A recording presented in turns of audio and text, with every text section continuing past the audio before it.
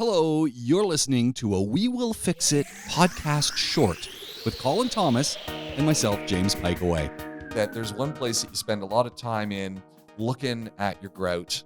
Toilets. And that's in the washroom because most people are, hit the throne and then you're looking around, you're reading. But of course, now everyone's checking their phones. Yeah. But you're looking around and you can't help but notice. The worst is a shower. Yeah. Mildew. Yeah. You're sitting there and then you look over the shower, you look everywhere and you see mildew. Yeah. Well, what can we do with the grouting? What do we do? What are our options? Okay. So I have no official knowledge from the internet about this, but I've got a process that I use. There we go. It is hold on. This is the Colin Thomas process. Right. Now, I've got to put a few caveats in here. The reason being, half of it, I use a two-step process. The Colin Thomas two-step process with caveats. There are big caveats. So the first one is, part two takes a bit of equipment that lots of people don't have, but it is not that expensive. Part one could kill you. As a result, so what I use for part one is I use a bleach mix, not a ready-made bleach mix for mildew remover, because I'm guessing there must be some regulation that's in there that makes it really weak. Right. So it doesn't work very well. So in you want truth. the high test formula. Oh yeah. So okay. I'm on a 1 part bleach to 3 part water in a spray bottle. Oh. Yeah. By the way, if it's a dodgy spray bottle, it will melt the mechanism, as I've found out. Okay, so don't use a rubbish one. Next, health and safety. So I'm sure everybody has a full sealed mask setup to save them in this situation.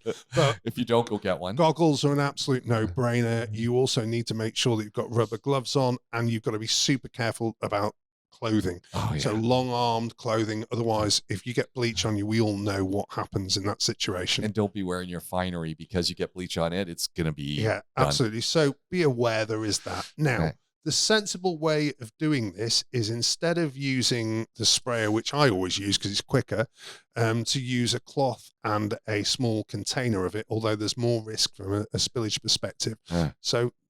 But it does work. Okay. So I basically put it on, leave it for a minimum 10 minutes. You can see as it's changing where it gets you to, but it will not nail everything. It will do most of the job. It will not complete everything. Rinse it off properly. Okay. Then let it dry. Let it dry.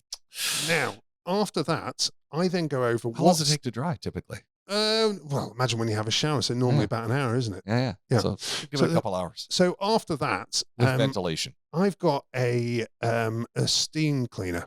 So I've got a Karcher steam cleaner. I picked mine up secondhand for 100 dirhams.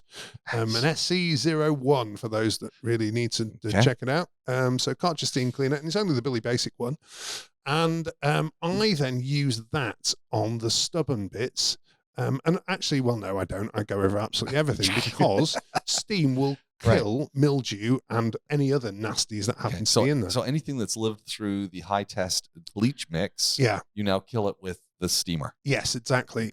Deep clean with the steamer. Yeah. And again, if you can be bothered with a toothbrush, then that's kind of your final step process. I grab a big brush that's hard bristled and just literally go over it once, and normally I'm there.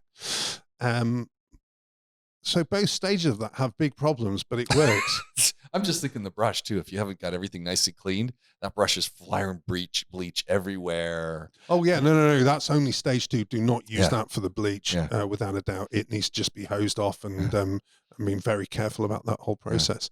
So where are the caveats? Where's the caveats in all this?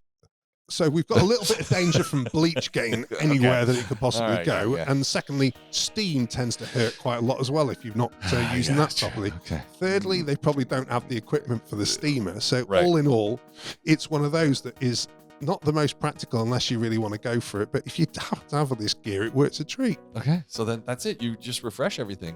So it looks nice. Oh man, that's awesome. What a way to end the show. This is exciting. We've got actually leaving people with solutions. We might have killed people, but there we go.